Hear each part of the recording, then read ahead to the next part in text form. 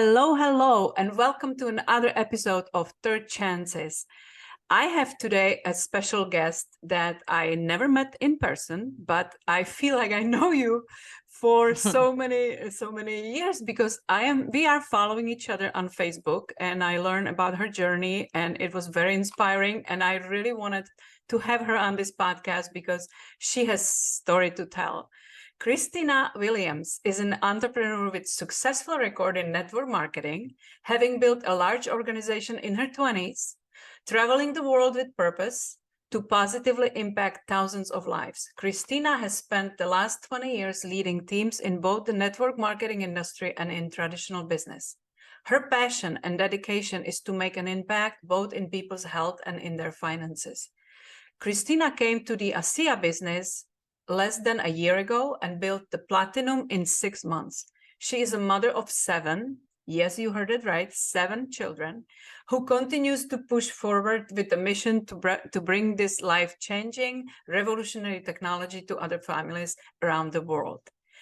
This is something why I wanted to talk to you, Cristina. Welcome to our podcast, first of all. Thank you for having me, Vera. Thank you. I am so excited to have you because if you ever heard somebody saying, "Oh, I don't have time to build this business," they got to talk to you.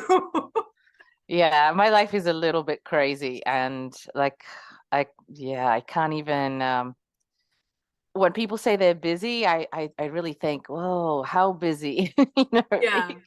And you can tell tell the truly busy person how they respond to tasks, because I sent you forms for the podcast. They were returned immediately.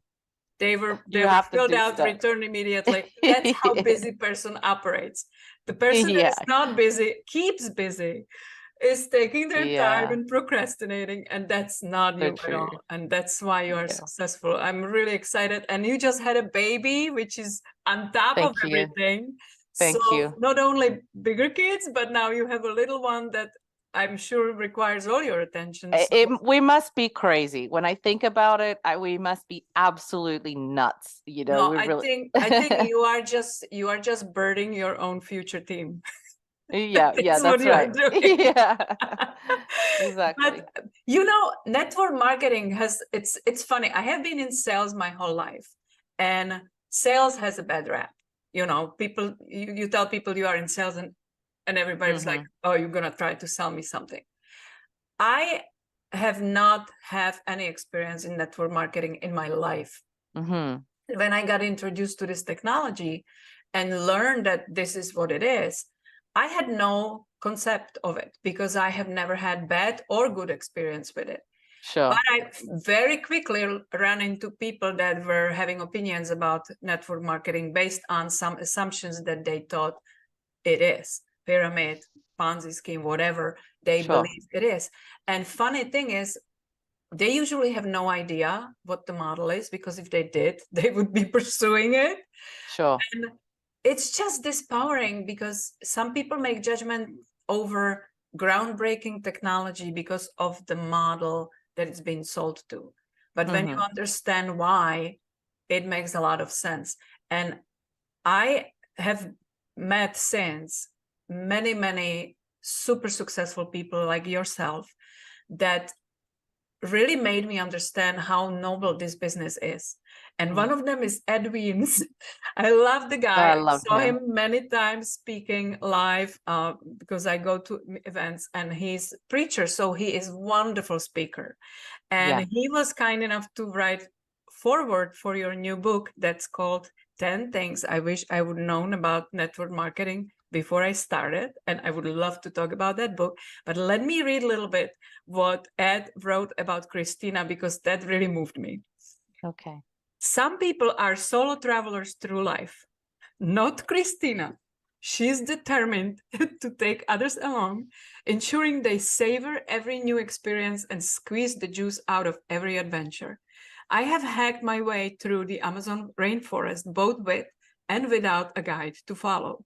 Trust me, it's much easier and more enjoyable when an experienced guide can show you the way, pointing out the wonders you may otherwise miss, warning of unseen dangers, preventing missteps, saving time, and conserving your valuable energy. To the uninitiated, network marketing can be a jungle. It's not easy, nor should it be. It's an entrepreneurial track, most worthy of your time, energy, and diligent effort. Its rewards are rich in life experience, relationships forged, and the best of true success, no matter how you define it. Cristina is not only a brilliant student of life, she's an extraordinary teacher. Learn from her. Her wisdom and life example will shorten your learning curve, will clear the underbrush from your path, will help you overcome the inevitable obstacles you will face, and lead you to the sweet summit of success that no other endeavor can offer, like this noble, fair, and most rewarding profession of network marketing. Ed Wiens is a global entrepreneur, 40 years networking veteran, multi-million-dollar earner, and most importantly, a wonderful human being that we both know. Yeah, our friend. I just thought it was so important to read this because it was really touching for me. He's beautiful. He's an incredible human, and he actually sent me that.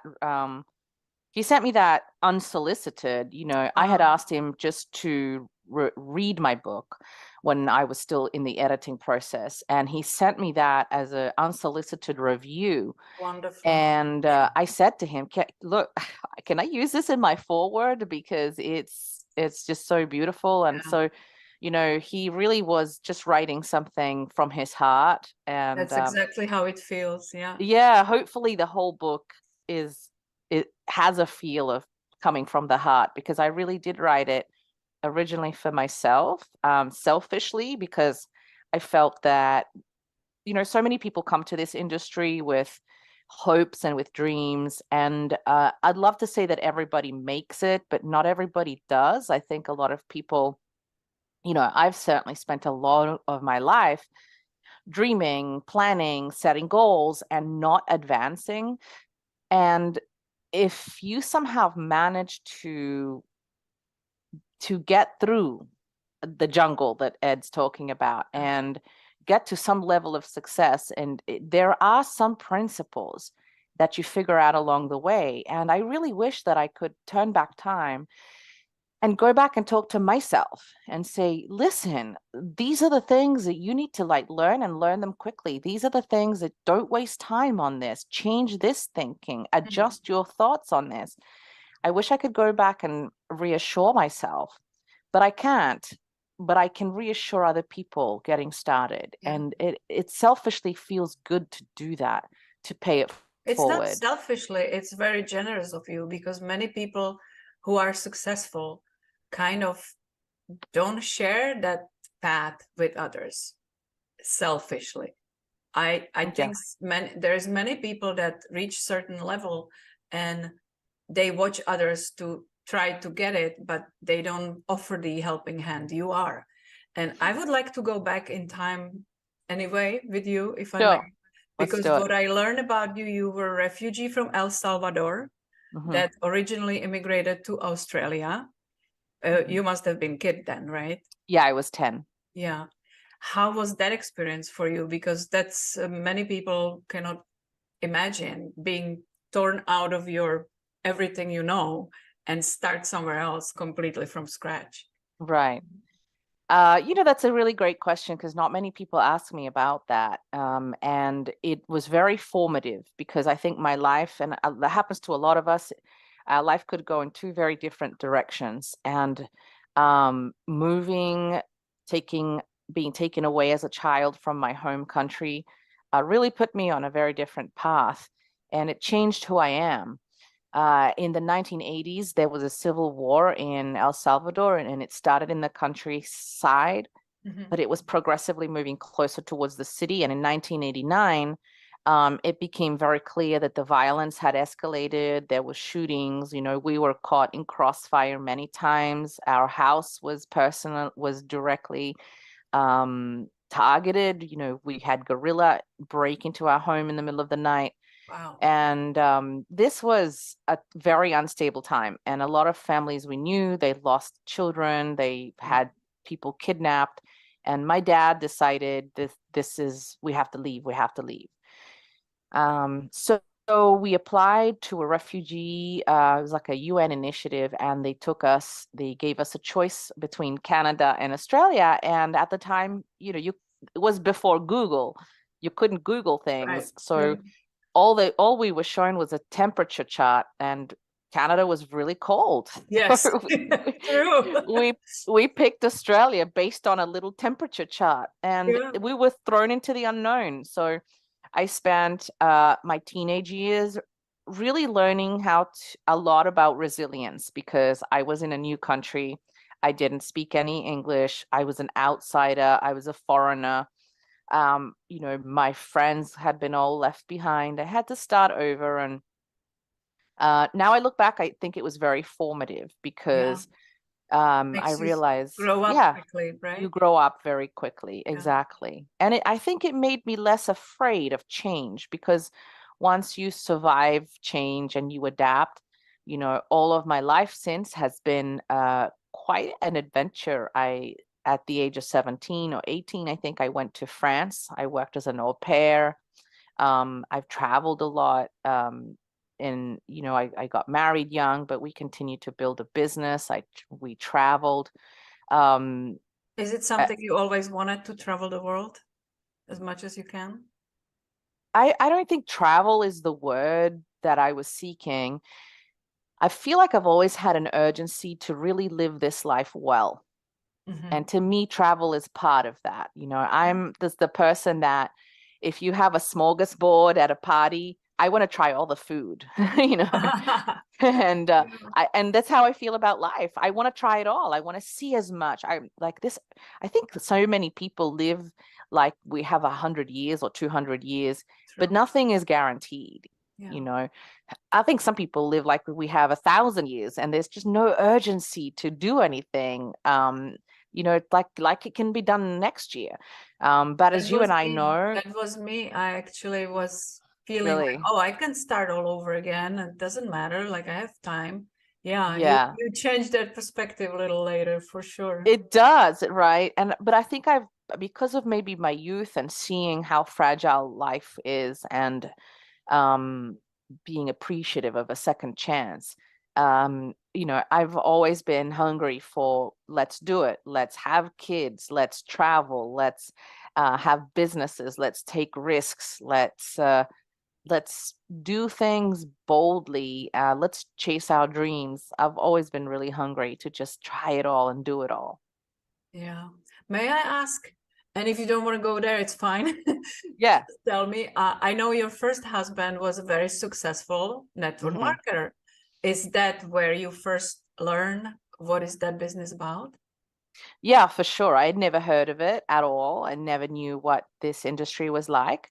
I had just returned from Europe. I'd been traveling, and I did have like a problem at the time, and that is that I had lived this great life of a backpacker, sitting on the beaches in Greece and traveling Italy, and showing up to Paris and strolling the streets.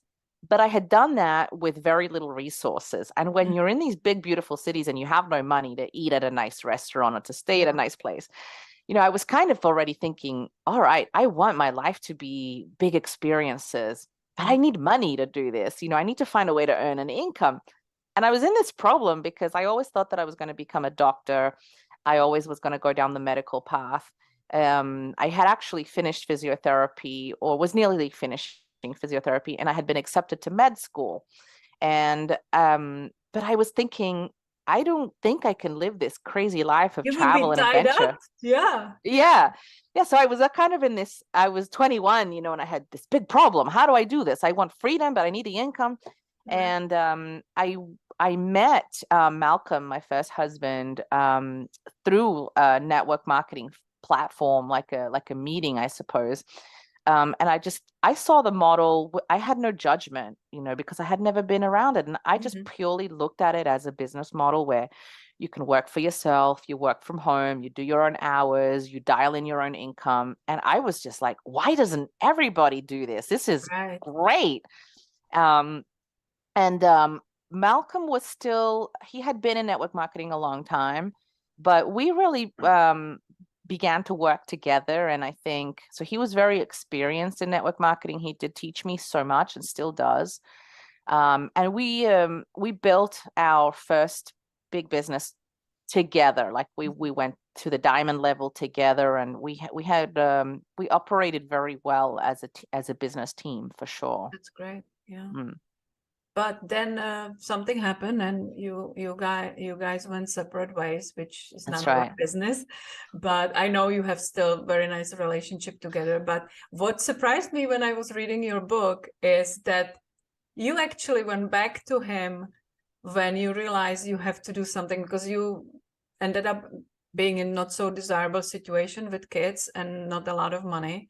And many people can relate that you just get to point that, you know, like sand is going out of your, you know, path, and you sinking, and you need to do something quick. And it seems like you realize that this is the way to get out of it. And you reached out to your ex-husband to start a business again, to start under him, kind of like for him to well he really it was probably the opposite, in the sense that he reached out to me. But I mean, whatever, you know, I'll tell you exactly what happened. So as you said, sometimes, you know, relationships come to an end. And the great thing about Mal and I is that whilst we were not a very good married couple, because we're just very different people, we had we've always had a very good friendship and a very good business partnership. And so we have 4 small boys at the time. They were initially, I think initially they were a little bit more with me, just because they were so tiny. They were 4 under 5. And but we've always been co-parenting. And after our divorce, we lost everything. We both stepped away from the business that we had. And the truth is that business needed the 2 of us, you know. So everything kind of started to collapse. And I don't know if anyone's felt this, but it feels like when one thing goes wrong, then sometimes everything else starts to go wrong. It was the marriage. We lost good friends, the business, his best friend, like the godfather of our son. He died. He was a great loss to us. His name was Shane Clark. And it was just like an incredibly dark time in both our lives. It feels like domino collapsing. Yes, it really was such an ugly time. And you're just kind of sitting there bracing yourself against the storm and hoping that this is not what the rest of your life looks like, you know. And so I had started my own small business in marketing, just traditional building websites, that kind of thing. But, you know, by the time you pay your staff and you pay your expenses, I was making no money. And for kids. And for kids, exactly. And I was also doing work in private contracting work, in writing, and I was working at a bookshop. Like there were times where I was working 3 different jobs.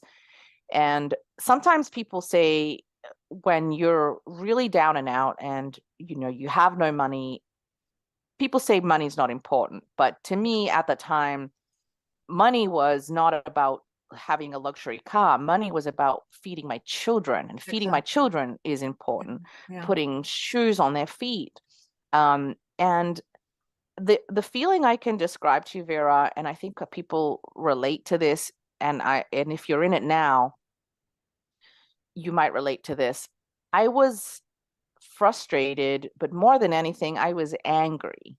Like I was really angry. I was thinking, how is it possible that I have made so many mistakes?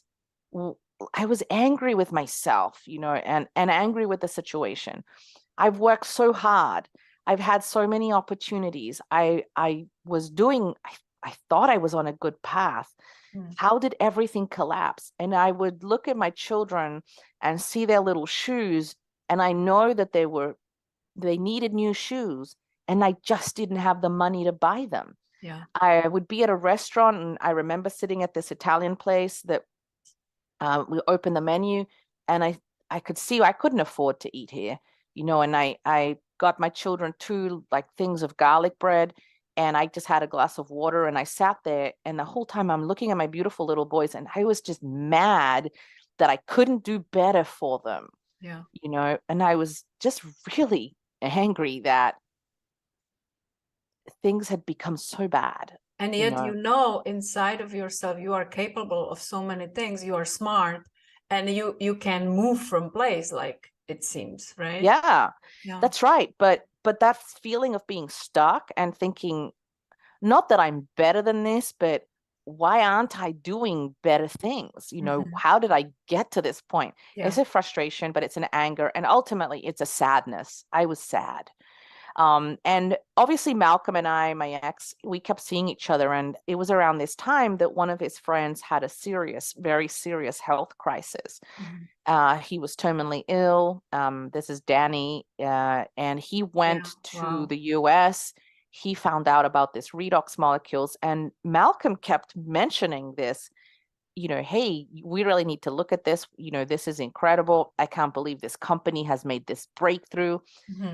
And when you're tired and frustrated and life isn't going your way, you become suspicious of everything, you know. Cynical. So yeah. And I didn't think I was cynical, but I definitely was, because everything he mentioned, I was like, yeah, well, you know.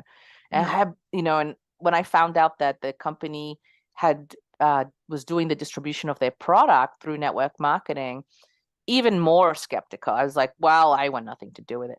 But I couldn't deny that Danny had a fantastic recovery. Yeah. My dad and my mom were on the product. They saw breakthroughs with their health that were just unexplainable. I, as I mentioned, I had a little bit of a background in health and science. And when I started looking into this redox, I couldn't help get excited, you know. So there was possibility on the horizon again. So what made you make a move? Life has a funny way of pushing us forward. And I had Malcolm had been telling me, come to the US. You need to check out this company. They have a convention. And I was thinking, my gosh, like there's no way. I have barely enough money for a plane ticket. Right. Yeah. You know, like I'm not going to go to a convention in America. And then was he already doing it at that time? Was he already? Yeah. Oh, he had been involved at that stage for about 1.5 years, 2 years. Like I was very slow in picking this up, as my barriers were very high. And really I could see the company looked good. I could see he was doing really well. You know, he was starting to earn some good money again. I could see the product was incredible. It was legitimately a breakthrough. But I was low in belief on me. Yeah. I didn't believe I could do it. And it's crazy because sometimes, and this is one of my favorite sayings, we get in life not what we want, but we get what we expect, right? True. Yeah. Not what we want, we get what we expect. And I wanted success. I wanted freedom. I wanted income. I wanted to do more for my children. But I didn't expect anything good to happen in my life anymore. I don't know why. This is one thing that touched me deeply in your book, because that book is reading more like personal coaching than you know, how to do network marketing, because it is about personal development mostly, which I learned the hard way myself. But you wrote there somewhere how you can make all the manifestations and dreams and vision boards and everything, but deep inside, if you believe it's not possible for you, you're not gonna move a stone. No. You know. You can have the best opportunities in the world. You can have all the affirmations. And the only thing that really matters is when you stand in front of the mirror and you ask yourself, what do I really think about you? When you ask yourself, what do I really think about you? That's the only thing that matters, you know. And that's why people without opportunity, without any advantages, without any help can become wildly successful anytime that they want, because they believe that that's what they expect for their lives. That's what they deserve. But for whatever reason, and there were many reasons, when you've been beat up by life a little bit, when you've been living in toxicity, when you've had people beat you down, when maybe you've had jobs collapse, your business go backward, a failed marriage, all these things somehow damage us. Yeah, they do. They scar us, they damage us. And we're not even aware sometimes that we have such a poor belief and expectation. because on the outside, I was reading books. I had photos of, my dream was to take my children to Paris. It was such like a crazy dream because I had been in Paris in my youth. I love this city. And I dreamed to show my sons Paris. And I had these photos up on the wall, but I really didn't believe it was ever going to happen. I was just going through the motions. Because you were judging based on a current situation. That's exactly what we do. Exactly. We do that. And we extrapolate. We say, well, the last 10 years have been pretty awful. The next 10 years are going to be pretty bad. And it's a little bit like we start to expect bad things because, and there's a word for it. Brene Brown calls it foreshadowing, where we emotionally protect ourselves against disappointment. We try anyway, because it doesn't work. Yeah. But we protect ourselves against disappointment by rehearsing bad things in our head. Not to have high expectations. Yeah. So this business isn't going to work. It's a scam. It's definitely not going to, this health product isn't going to change my life. It's probably going to be just like the others. It's just another product. I'll be disappointed. Why do we do that? We do that because we're trying to shield ourselves from actually having a really deep disappointment because, if we go high with our expectation, it creates a long distance to fall. And we are sabotaging ourselves.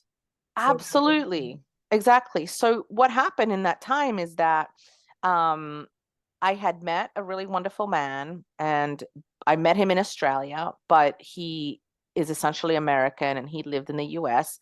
That's his name is Matt. He's now my husband. But at the time, I was just very curious, who is this wonderful person? Malcolm kept saying, you need to go to America. You need to go to America for this convention.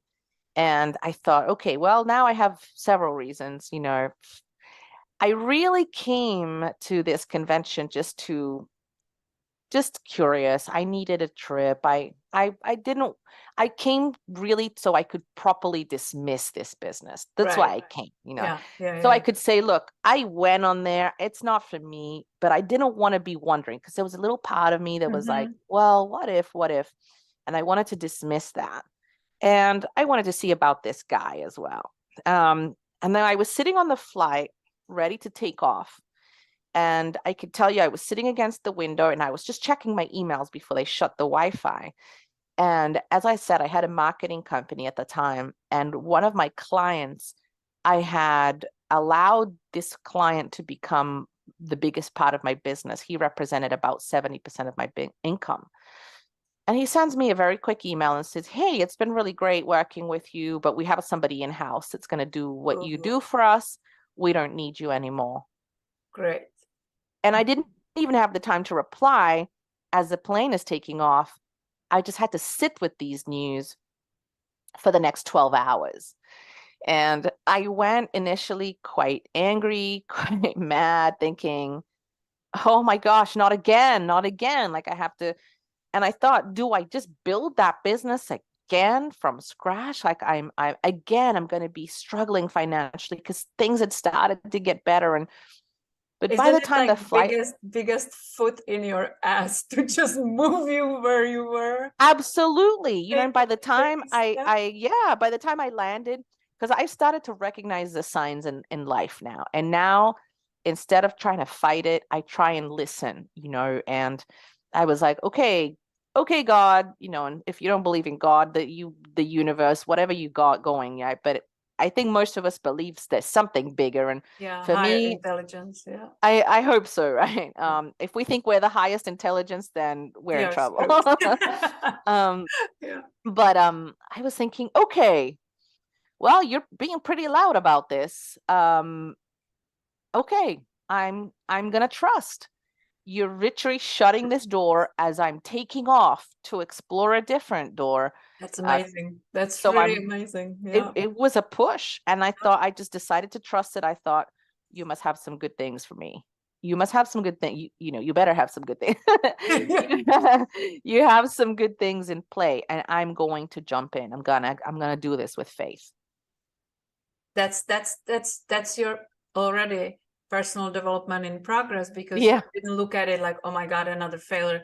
Nothing works for me. You start that vicious cycle of negative. Yeah. Instead, you took it as a push or lesson, however painful it was, because having 4 little kids and having one of my biggest clients cancel the income that you count on, it's pretty devastating.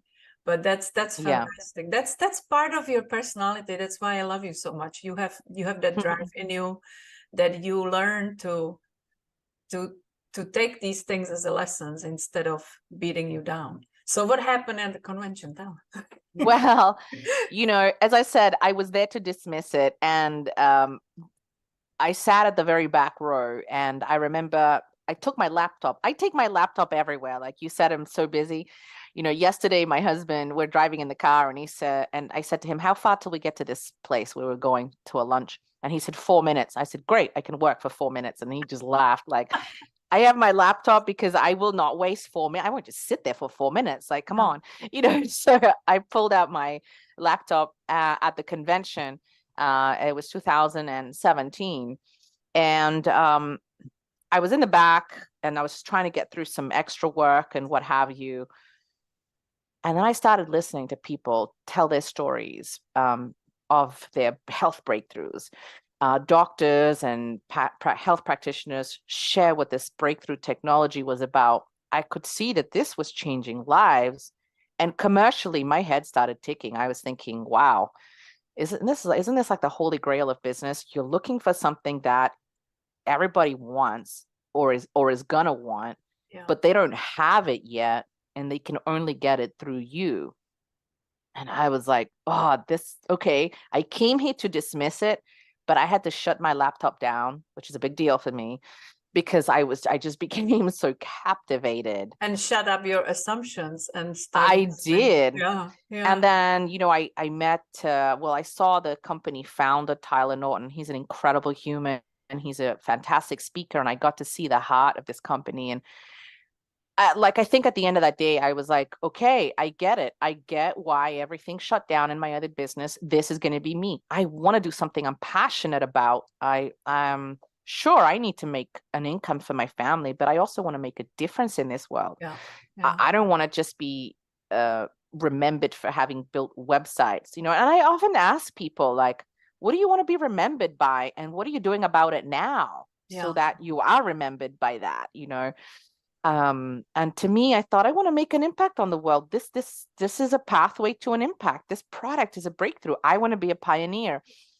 And then also this guy I was kind of seeing flew into Utah, and we sort of started meeting. We met properly that weekend. And so this weekend really changed my life. I made a decision that this company was my future. I was going to jump back into network marketing, even though I vowed I would never do this again. I decided this is what I wanted to do. And I made a decision like that quickly about my husband, that this is also the rest of my life. I was like, that's my business, and that's my future partner. And look at your gut taking it in, how it looks now. Yeah, well, you know, honestly, I think 5 minutes with Matt, I knew that's who I had been looking for my whole life. And so he is absolutely the best decision of my life. He's an incredible man, and I just think I couldn't do half the things I do if it wasn't for his love and his support. You know, I wish everybody a love story like this one, for sure. I think everybody needs to understand that unless you're carrying guilt and shame and anger towards your previous relationship, you are not open to have a new one. That was a big deal for you, because I think you went through process when you made a peace with everything. You respect Ma, and you know you did not become enemies. you respect that life progresses that way, but you were ready to. You were open. Because it took some time. all the pictures that you posting and stories that I was following, like I said, we never met in person, but I'm so excited because I feel like I know you already. Yeah. Because that love was feeling from all those pictures you shared, all the stories you shared. It's so obvious. This is not some shine to make on social media. This is true, deeply felt. Yeah, it's beautiful. Yeah. Oh, thank you. Well, I think this is what life is for. It's for feeling, it's for forgiving, it's for growing, it's for learning, and then for being really present in the good things and appreciative of the good things. And for sure, it took me some time. I think Mal would say the same thing if he was here. It took us some time to process what our new dynamic was going to look like. But, I'm very grateful that we love our children more than we ever disliked each other, so we put them first. We have never we always knew we would have to find a way to get along because we love our children so much. And so many people, I know this is not the topic of this, but so many people really just damage the kids, and because they're putting themselves first. And so anyway, I think every relationship teaches you, and I learned so much from Mal, continue to learn so much from Mal, and he might say that he also learned some things from me. I'm sure he treasure you and admire you as a mother as well. But it's you even took it a step further because you continue working closely with your assistant and learning from each other's wisdom. That's kind of big deal for some people. But this is kind of the endorsement of how strongly we both felt about this business. Exactly. It's not like we decided, we want to work together, again. We just both did not want to back out from this opportunity. We both wanted, and it made logic sense. He was already in it.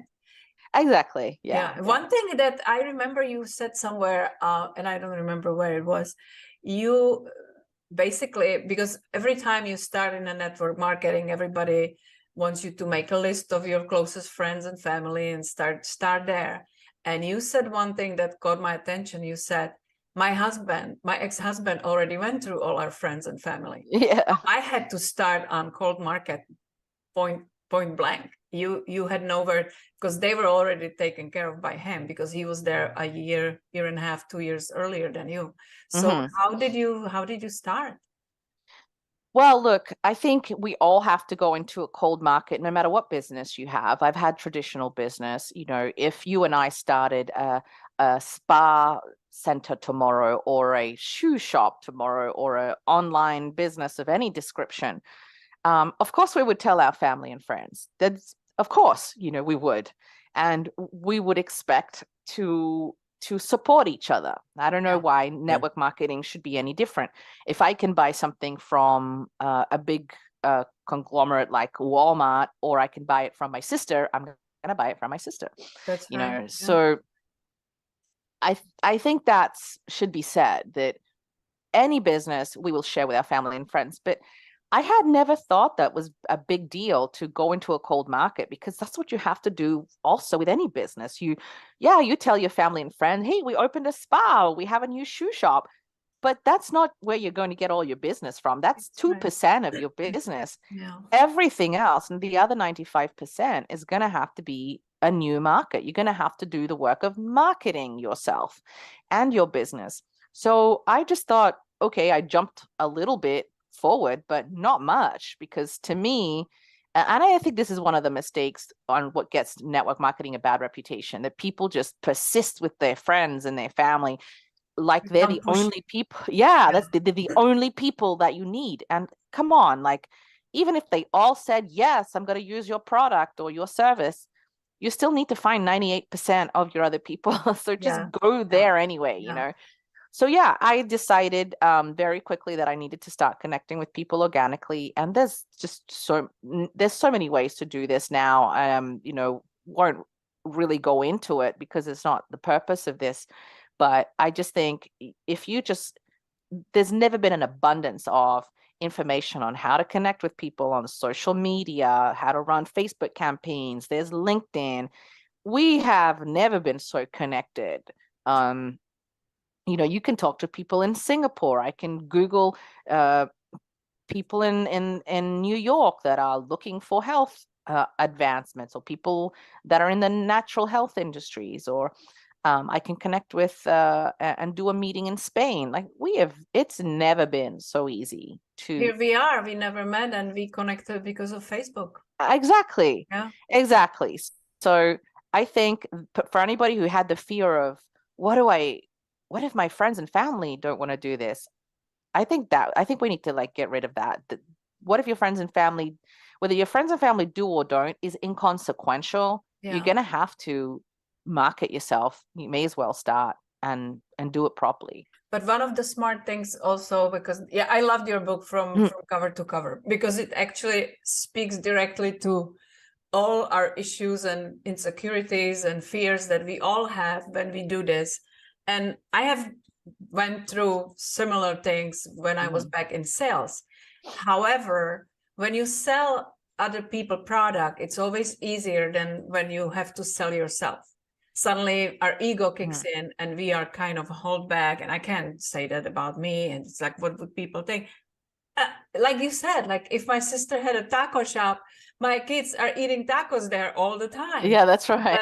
But somehow, and especially when you have product that everybody deserves to know about, that it can change anybody's life, and you have hesitation to share it. It's really like the fear of being laughed at or mocked or whatever, until somebody has a breakthrough and the word of mouth starts sharing on its own. Yeah. I think we all do this though, and I said this to somebody this week. When we're hesitant to share our product or our business, whatever it is, in network marketing or not network marketing, when we're hesitant to do it, it's because, and I hope this doesn't sound wrong, but it's because we're being very selfish. We're only thinking about ourselves, which we all do, right? We're all narcissists deep down a little bit. But we're really thinking, what will they think of me? What will they say to their friends about me? How will it feel to me if they say no? We're thinking about ourselves. It's me. Yes. That's me. That's right. So that's never going to be a very successful way to share your business or share your product. If you really believe in what you have, and that's, to me, that's the only way to operate. If you're in a business or you have a product that you don't really believe in, just quit now, because that's just a very inauthentic way to operate. Like, that's brutal. But I don't think hurting that business on top of it. Absolutely. So to me, it's like, go find something you love, go something you believe in. But if you have something you love and you believe in, then all you need to do is shift that focus a little bit and think, instead of when you're thinking about a sale, it's about, what can I take from that person? I'm going to take a sale. No, think about it the other way. What am I bringing to this person? What problem can I solve for this person? How can I help this person? What transformation can I help this person? When you start thinking about solving someone's problem or fixing someone's issue or making their life easier, it's a different energy, it's a different attitude. And you also mentioned that instead of convincing people, you go and find people that are already seeking what you have. Absolutely. Instead of trying to convince somebody who doesn't care about their health that they need to take care of their health, go to people that are already seeking solutions for their issues. Exactly. And it's so much easier. Suddenly you are the one bringing solution to their problems. Yes. Exactly. And I think a lot of the time we're not seeing ourselves as solution makers. We are seeing ourselves as salespeople, and we don't want to be seen as salespeople. That's right. But we're seeing ourselves as salespeople. And I just say to people, look, let go emotionally of the sales process. Let go. And let go of the result. Who cares if they say yes or no? By the sheer law of numbers, if you present solutions to enough people, if you present enough solutions to people's problems, people will say yes to you, and they're really saying yes to themselves. But I see myself as an educator, as a problem solver, as a transformation specialist. I don't really see myself as a salesperson, and it's not because sales is bad, because we're all buying stuff. every day. We're all buying stuff. But I definitely don't see myself as somebody that needs to make somebody else make a decision. No. I am a provider of information. I am a provider of solutions. I am a partner in helping people get to where they want to be. And that's just so much more fun and so much more empowering than thinking very short term about getting a sale.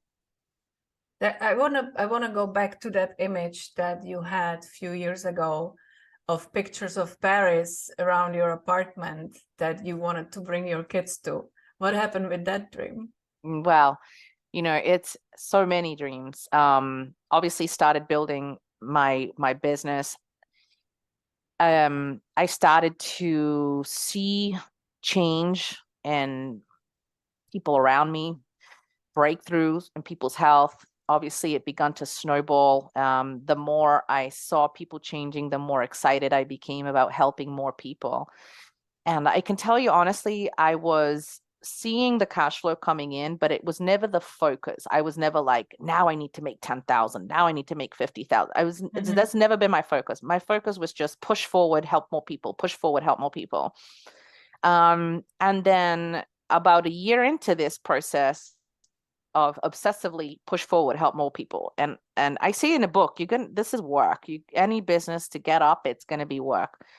About a year into it, we started to be able to live a very different life. And life, when I was very short on money, I knew exactly what was in the bank, $12.48, whatever, or $200 in my savings.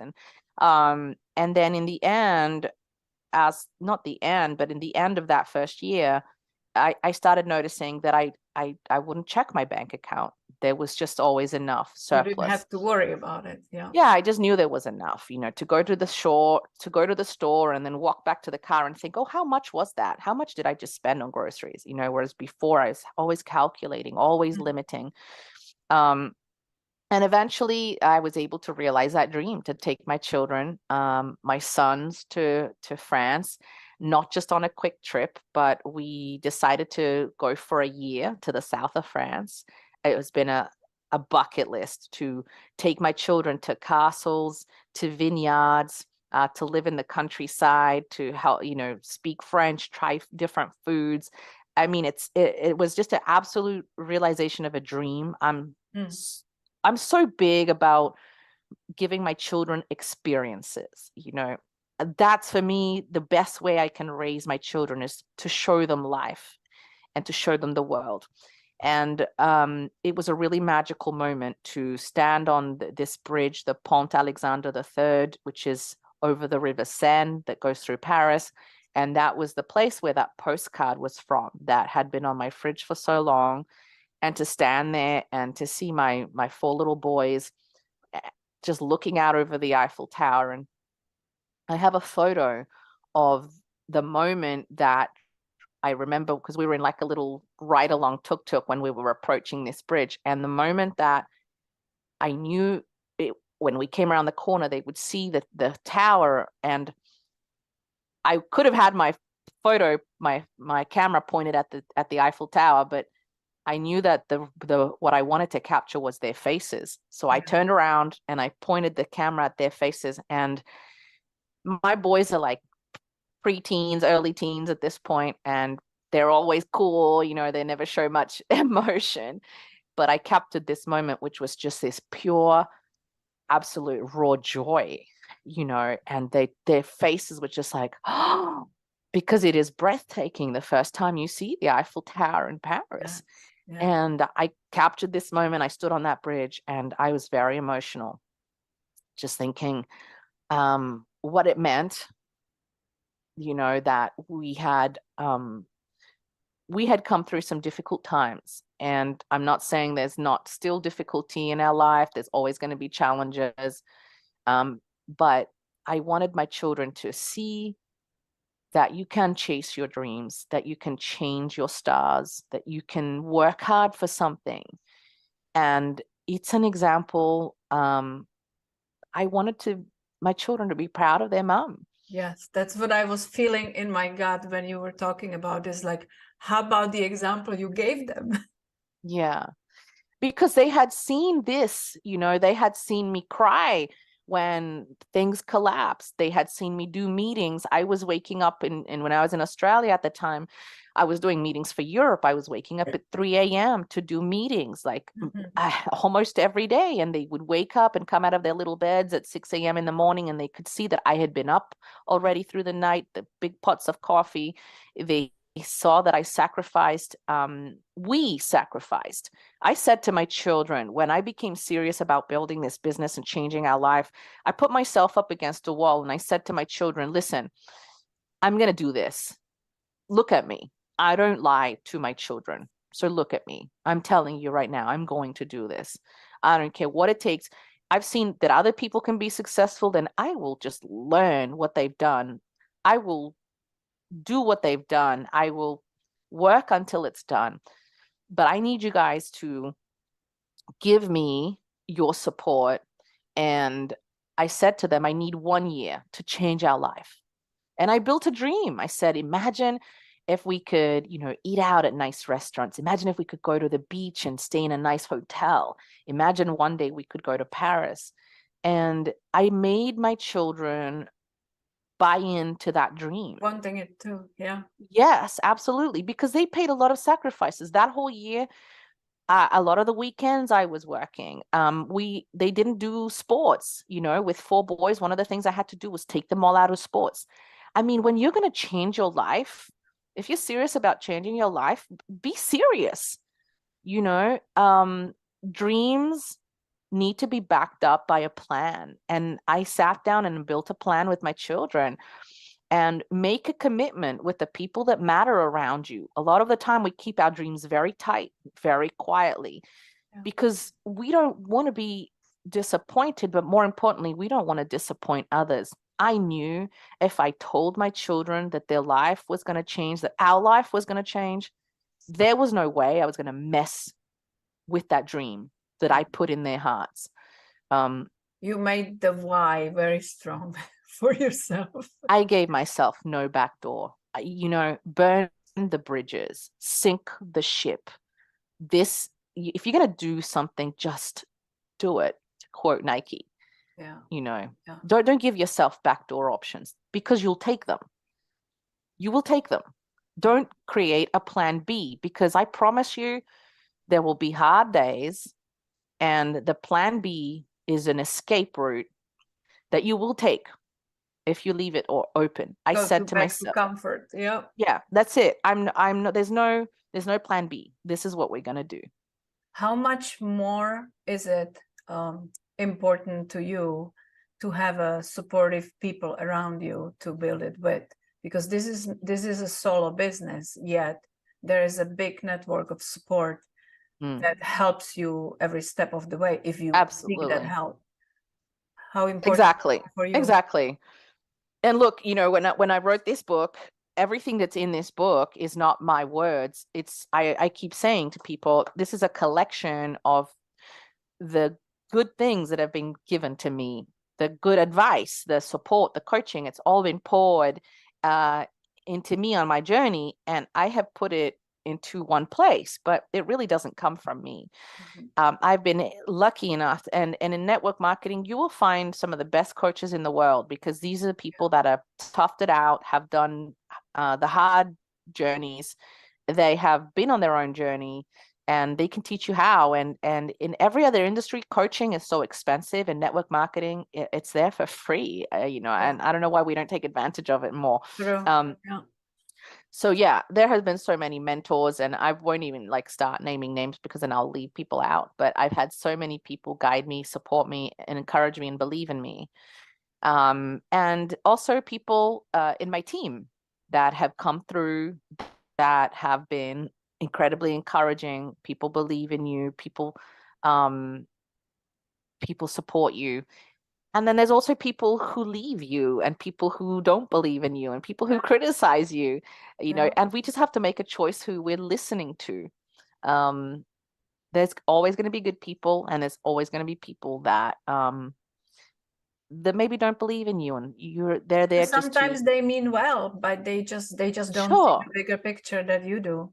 Exactly. Yeah. And I think to me that's always been fuel, because I've always just thought, okay, well, I need to I need to show that person that I meant it, that I said I would do what I was gonna do. And you'll have phone calls. I had a phone call from this lady one time. We got started at the same time, but she said she quit really quickly, and we met like 2 years afterwards, and she said to me, "Oh, so what are you doing?" And I kind of looked at her confused, because she knew that I was traveling and we'd moved houses, and she's like, "Oh, what are you doing? Like, how are you doing all that?" Yeah. And I said to her, "I did what I said I was gonna do." I was like, and that felt That really good. hurts. That Well, hurts. I mean, I didn't want to, it wasn't my No, intention, but she no, kind of no, looked at no. But me it, and said, no. "Oh, you did." Like, she was almost surprised, and I said, "It's not too late to get started." And she There's so said, many people that go into something to try it out. And like you said, if you have a to prove plan it wrong, to go on, usually. no, but also like, I'm gonna try it out, and if it doesn't happen within a few weeks and I'm not rich already, then it's not working. Yeah. It is working when you work it, and I have been proof of that, because I have gone through very rough path when I was actually realizing this is not sales. Like, I have been in sales my whole life. I have been very successful in sales, different products or services. But this is not about sales. This is more about really personal growth. That was number one realization for me. And thank God I already had the coaching from Tony Robbins at that time when I started it, because I was realizing the patterns that I was teaching my clients about in myself. And it's so much harder to coach yourself Oh, yeah. than other people, because we always see everything wrong in other people, but it's hard to put that mirror in front of you and admit it to yourself. So I Sure know is. exactly. And you grew so much. You grew so much. When you think of it, thinking back to where you were before you made that commitment and where you are today, what would be the one thing that you would change if you had a chance? Well, I mean, that's what the book is, there are 10 things I wish I had done differently. And that's why the book is literally, 10 things I wish I had known about network marketing before I got started. And they're all mindset things, but let's say that the top thing I could change, honestly, would be I would believe in myself sooner. I spent a lot of time. I thought I was analyzing the business, analyzing the product, analyzing this, making a decision. But you know what? I was really stalling. I was really analyzing if I could be successful, if I was worth it, if I could do it. Doubting And so, yourself. yeah, because there's already enough proof that this business or whatever business works. There's always somebody that's done it. Yeah. So I wasn't questioning the product or the business. It looked like I was doing that, but what I was really asking myself is not, will this business work? I was asking, will it work for me? And if there was a way that I could accelerate my own belief in myself, I would do that. And I say to people, how do you change your belief in yourself? Well, firstly, you have to acknowledge that maybe there are some broken beliefs. And actually, and it's not a plug, but that's the book I'm writing now is not a network marketing book. It's called Breaking Up with Bad Beliefs. Because I realize that a lot of the time we have dreams, we have a good business, we have good opportunities, we have mentors wanting to help us, but this belief about ourselves can be a curse. It can be a chain. It's an anchor that can really hold us back if you don't release that. And that's what Tony Robbins is about. That's what Bob Proctor is all about. Is being able to think of yourself differently. So when you do go and stand in front of the mirror, you see yourself as somebody who deserves more, who's capable of amazing things, who is a great leader, who's amazing with people, who deserves abundance, whose life is just getting better. We need to shift that self-perception if we want our circumstances to change. And that would one more question, if I may ask, because Sure. I know we are working with all kinds of people. Some of them really was at the point of your life like you were, very broken and needed money and started doing it to support and achieve better life for yourself and your kids. But there are also very successful people that, like doctors, who were chained to their golden cups in the office because you make all the money in the world, but you don't have life. And why would they look at something like that as a sidekick or as something to replace their big income as a doctor or hospital doctor? Right. When they work 80 hours a week and never see their family. So no matter they have 3 houses, but they have no time to live. Exactly. And see the world. So why would they look at this opportunity? What is the impact that they can have? Well, look, that is the most valuable currency, completely. Time. We can always make money, but time you will never get back. Yeah. And I think money is a tool just to enjoy the time more and to do more with the time. But what we're really talking about is living our life. And a very close example of this is my husband, Matt. He is the whole time he's been a high corporate executive. You know, he's VP of operations for a company and earns fantastic money, but they want blood for it, you know. And when we travel, he's never been able to, like, he has to check in, he doesn't disconnect, he gets 5 weeks a year. And it's quite I don't know how you have freedom, true freedom, if you're having to ask permission for a half day off. You know, and so I make the same income as Matt. You know, like, but we both on make your terms. Exactly. We both make a good 6-figure income, but he has 3 degrees. I have a high school education. He works, you know, 60, sometimes more hours a week. I now work about 5, you know, to 10. I worked a lot in the beginning. I hope that's clear. But I really, right now, I have a new baby. I modulate my own hours. If I want to do 1 meeting a week, you know, next week we're going to Hawaii with all our 7 children and my parents, and we're taking a vacation. I don't have to ask anybody permission. What is that worth? What is that worth to you? And so I realize that a lot of people, the new currency, and especially post-pandemic, we're all started to reevaluate. What do I want my life to look? Life is short. What do I want to do? What do I really want to be in a Monday morning? And if you're doing something that is painful to you, uncomfortable to you, that you don't really want to be, then I hope that you're working towards changing that. Because life is too precious. Life is too beautiful. The real currency is time. And we have been conditioned to be employees more than to be entrepreneurs. Right. And exchanging time for money. It's a very bad model because we work to build somebody else's dream. Right. And Exactly. It's a funny thing when people look at the model of network marketing as a scheme, when the corporate business is actually a scheme. You will never touch the salary the CEO is making. No. You will never get to that level, no matter how good you are. However, in this network marketing business, you can be multi-million earner if you want to. There is that chance for you. It's up to you how much time you put into it and how you build it, and if you don't give up. And that's the thing that many people don't understand. There's no limit to earnings. You can That's right. earn as little or as much effort you put into it. You're going to work hard for sure. You're going to work hard. I don't apologize for that. But I think as long as you're working hard towards building something, not just working hard for the next paycheck. Yeah. Let your work be meaningful. It should be setting up some kind of future, a kind of exit strategy, not just work for the next paycheck, you know. So if you're working hard, work on something hard for yourself. Income is completely different than, you know, putting in 40, 50 hours and expecting paycheck.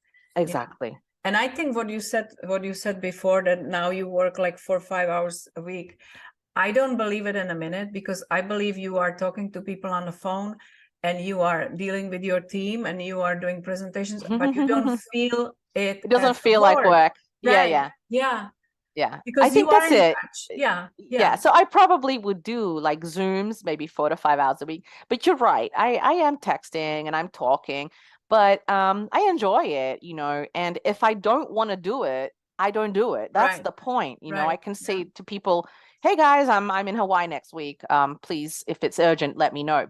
But there's not this pressure of somebody standing over me saying, when's the deadline? You know, and I've lived like that before. I don't ever want to live like that again.